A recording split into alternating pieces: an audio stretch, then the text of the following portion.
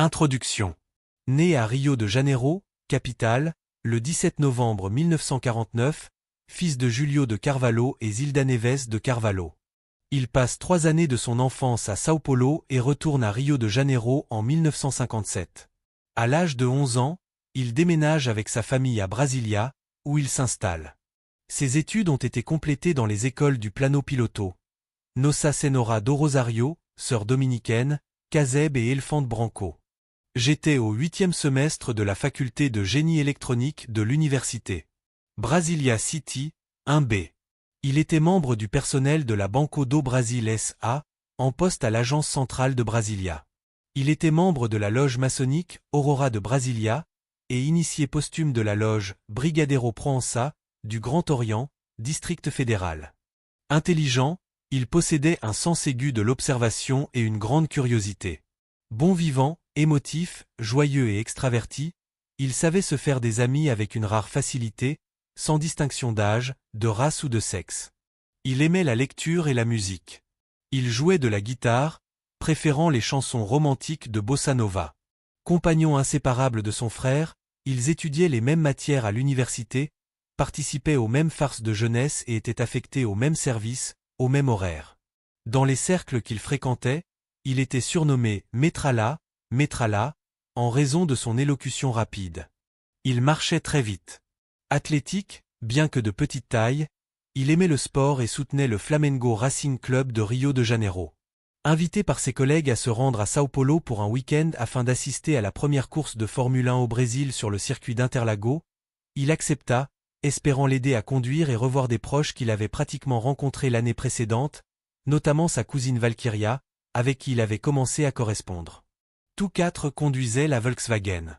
À leur retour, Luis Sergio dormait à côté de Roberto, qui était au volant, lorsqu'en doublant un bus, un nid de poule sur la route provoqua la rupture d'une pièce, provoquant un tête-à-queue incontrôlable et l'accident. Il est à noter que Luis Sergio avait pris soin d'attacher sa ceinture de sécurité et avait exhorté ses coéquipiers à faire de même. Cependant, cela ne suffisit pas à éviter le grave accident. Roberto souffrit de blessures qui le laissèrent handicapé. L'accident se produisit au petit matin du 12 février 1973, près de Cravino, dans l'état de São Paulo. Les détails présentés ici ont été rapportés par les 2 compagnons qui voyageaient sur la banquette arrière du véhicule et n'ont pas été blessés. La nouvelle vie. Ce qui n'était plus est de retour et ce qui était n'est plus, sera toujours. Voyez-vous, je viens tout juste de pouvoir écrire et partager des nouvelles d'ici. Je suis encore un peu gêné par cette nouvelle vie. Tout a changé. Ce qui n'était plus là est à nouveau là, et ce qui était n'est plus là, mais sera. Compris? C'est difficile pour nous de nous adapter. Mais j'ai déjà accompli beaucoup de choses. Je suis ici pour partager des nouvelles. J'étais chez Valkyria, mais elle ne m'a pas remarqué, et je n'avais aucun moyen de me faire connaître.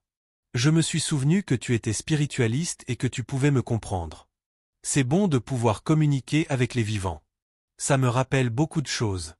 J'ai pu communiquer avec mes parents grâce à des personnes comme toi. Aujourd'hui, je n'ai plus peur de me mettre en travers de mon chemin, car j'ai compris que tout cela n'était qu'une transformation et que le choc que j'ai subi ne pouvait pas avoir de conséquences graves pour moi, car il était physique. Je n'ai plus de corps physique, mais j'en ai toujours un. C'est intéressant d'observer les propriétés de ce corps. Elles sont totalement différentes, physiquement parlant, de ce que j'avais avant. Si 2 corps ne pouvaient pas occuper le même espace, maintenant ils le peuvent, puisque je peux m'incorporer à la masse physique si elle me repousse. Alors, je la contourne, à la recherche d'une surface non répulsive, je la traverse. C'est intéressant de constater que la pseudo-gravité ne nous affecte pas directement. Il y a une force en moi qui annule toute attraction, et je peux m'éloigner de la surface de la Terre. En fait, il existe d'autres surfaces que nous ignorons. Je n'ai jamais imaginé à quoi cela ressemblerait, et j'aimerais vous le dire, mais j'ai du mal. Si vous connaissiez bien la physique, je pourrais peut-être vous l'expliquer plus clairement. La matière qui entoure la Terre possède une densité relative, et nous en dépendons pour stabiliser nos pas. En marchant, nous pouvons perdre prise et courir le risque de couler, comme dans l'eau. Notre corps ne supporte pas la raréfaction.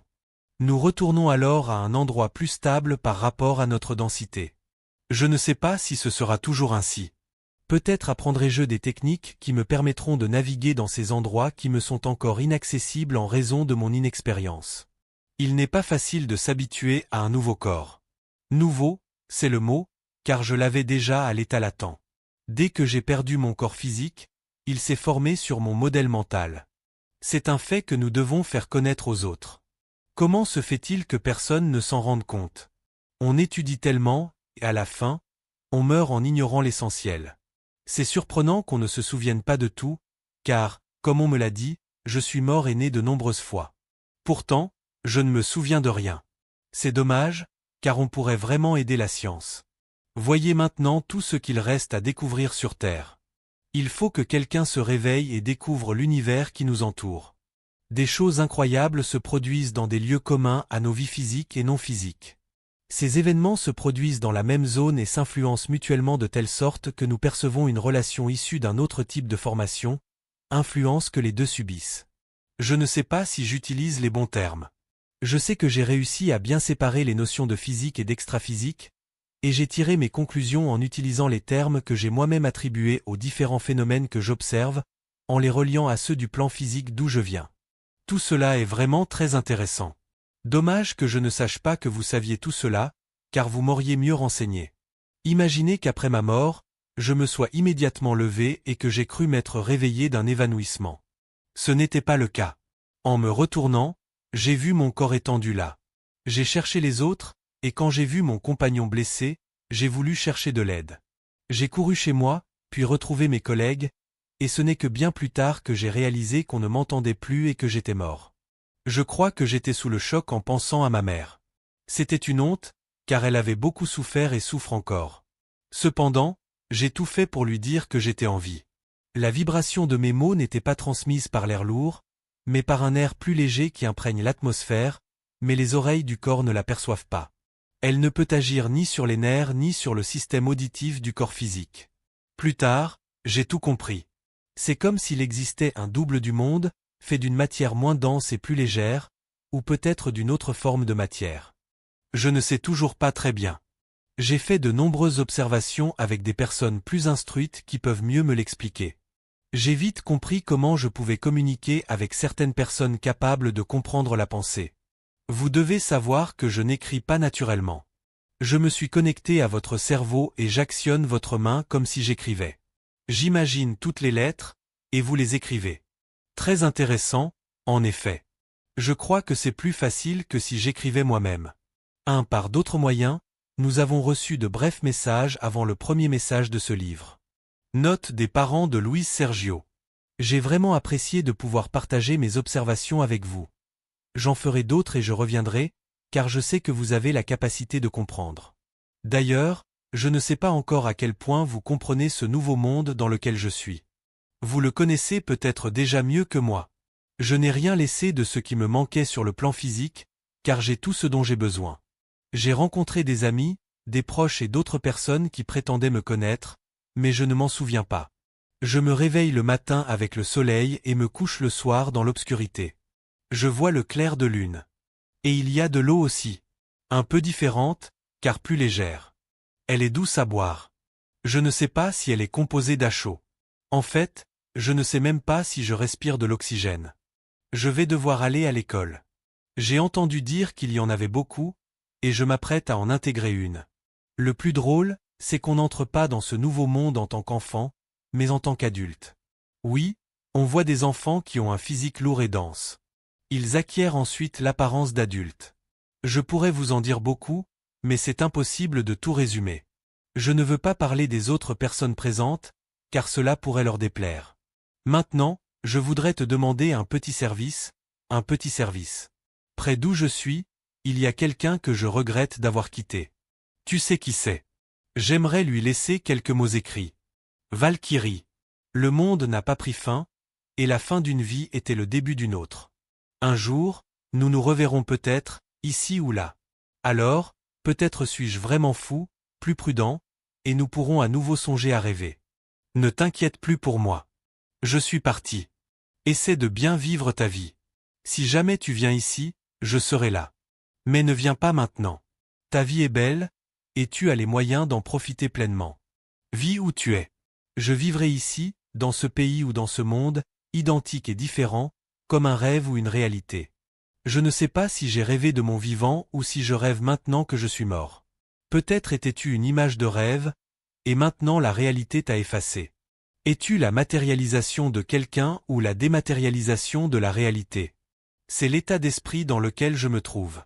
J'ai encore un long chemin à parcourir avant de pouvoir m'établir dans ce genre de vie. Cependant, puisque tout le monde devra mourir, mieux vaut continuer à penser à la possibilité d'être différent et de ne pas être comme on est, car un jour, on sera comme on est au lieu d'être comme on était. Compris? Je ne laisse ici que mon souvenir. Louise Sergio. Merci beaucoup, beaucoup, beaucoup. À la prochaine. Message du 17 juin 1973. L'intuition, c'était moi. Nous devons apprendre à transporter des nouvelles ou une personne d'un endroit à un autre sans agir directement. Je reviens aujourd'hui beaucoup plus remis des impacts du changement environnemental que j'ai vécu. J'ai déjà reçu de nombreuses explications et je crois avoir compris beaucoup de choses, même s'il me reste encore beaucoup à comprendre. C'est à couper le souffle pour quiconque se retrouve soudainement dans une telle situation, incapable d'obtenir des explications rapides. Tout le monde met du temps à nous décrire la situation réelle dans laquelle nous nous trouverons lorsque nous entrerons dans cette phase de la vie, par crainte de crise qu'ils disent dangereuse. C'est pourquoi ils nous donnent des nouvelles très lentement. Comme toujours pressé, j'ai obtenu plus que d'autres. Ma curiosité m'a immédiatement amené à travailler avec un groupe de jeunes hommes qui ressemblent à ceux du Projet Rondon. 2.32 de ces caractéristiques marquantes, la hâte et la curiosité. L'étude est menée de manière très objective. Les enseignants, sans prétention ni air de supériorité, accompagnent les élèves et dispensent des cours adaptés aux problèmes rencontrés. Ces cours, parfois longs, durent des heures et sont dispensés par l'observation du phénomène étudié. Comme je voulais connaître la géographie du monde dans lequel je vis, je ne sais pourquoi, on m'a dit que je devais d'abord apprendre la biologie de l'esprit. Ils l'appellent psychobiophysiologie. C'est parce qu'ils pensent qu'il faut d'abord comprendre l'agent, puis étudier l'environnement. Je ne sais pas si vous avez compris. Je suis resté silencieux, car j'ai déjà réalisé qu'il est difficile de comparer ce que nous avons appris avant et ce que nous apprenons maintenant. Nous voyons ici. Nous devons traduire beaucoup de choses dans la langue que nous connaissons, et souvent, nous sommes incapables de faire des associations. Dans mon premier message, j'ai parlé d'eau et d'air. J'avais l'impression de respirer, certes, mais on m'a expliqué que l'environnement dans lequel je vis est si fluide que respirer est simplement une habitude. Il est vrai que lorsque nous entrons dans un lieu fréquenté par des personnes mauvaises, aux pensées mauvaises, aux propos obscènes ou à la pratique de l'immoralité psychique, nous nous essoufflons, comme si nous manquions d'air. Nous buvons de l'eau, mais sa composition, comme on me l'a appris, est différente. Ici, nous avons une conception différente des choses. Notre mentor, c'est ainsi qu'on appelle le professeur, nous a appris à ne pas être surpris par ce que nous voyons. Il nous a dit de tout prendre au naturel. Nous voyons tout. Vous ne pouvez même pas imaginer. Quel dommage qu'il ne soit pas possible de revenir en conscience et d'expliquer directement les problèmes aux gens tels qu'ils sont. Il est probable qu'en nous voyant, ils s'enfuiraient de peur. Comme j'aimerais retrouver papa et maman, de retour sur Terre, et tout leur raconter, en utilisant notre langage courant, argotique et tout. Cependant, exprimer ces idées fait partie de notre apprentissage. Lorsqu'on écrit ou qu'on parle aux vivants, il faut éviter toute confusion. Aujourd'hui, par exemple, j'ai pris des notes, résumant ce que je devais dire et comment le dire. Seules les remarques personnelles sont spontanées. Cependant, des observations naïves, comparant le monde d'ici à celui d'ailleurs, peuvent être faites, car elles fournissent des images familières. Je n'ai pas encore visité un endroit qui n'ait aucun lien avec les vivants. J'ai voyagé dans de nombreuses villes le long de avec le mentor, enseignant, et d'autres collègues, frères. Nous apprenons à prodiguer les premiers soins et entrons dans la dimension sociale, c'est-à-dire à maintenir le contact avec plusieurs personnes afin de répondre à leurs besoins. Il est intéressant de noter que nous devons apprendre à transporter des informations ou une personne d'un endroit à un autre sans agir directement. Je ne peux pas emmener quelqu'un là où il doit aller. Je dois réfléchir à ses côtés, lui rappeler de faire ce qu'il doit faire. Par exemple, et c'est effectivement arrivé. Un garçon était inconscient et blessé au milieu des bois. Ses parents le cherchaient, mais ils ignoraient où il se trouvait. Par hasard, Nous passions par là et avons remarqué le problème. Le mentor nous a tous regardés et m'a choisi pour mener l'expérience. Il avait déjà expliqué et réalisé cela devant nous. Je ressentais une grande responsabilité, mais je voulais réussir. Il m'a donc dirigé vers le père du garçon, plus calme, et je n'arrêtais pas de penser, va par là. L'homme hésitait, pensant que son fils était allé jouer là où il avait l'habitude de jouer. J'ai insisté avec force sur cette idée, et l'homme, sans savoir pourquoi, a pris la direction que je voulais. Alors je l'ai guidé. Il y a eu un moment où il a failli abandonner. J'appréhendais sérieusement, car alors j'aurais dû admettre mon inexpérience. J'ai redoublé de courage et j'ai ordonné, va par là, ton fils est devant. Plus tard, après avoir retrouvé le garçon, j'ai entendu le père dire qu'il revenait du sentier, ce qui lui a donné une forte intuition. L'intuition, c'était moi. Je ne nierai pas que je trouve beaucoup de choses drôles et que je les apprécie, mais le mentor prévient que nous ne pouvons pas nous moquer de quoi que ce soit ni de qui que ce soit.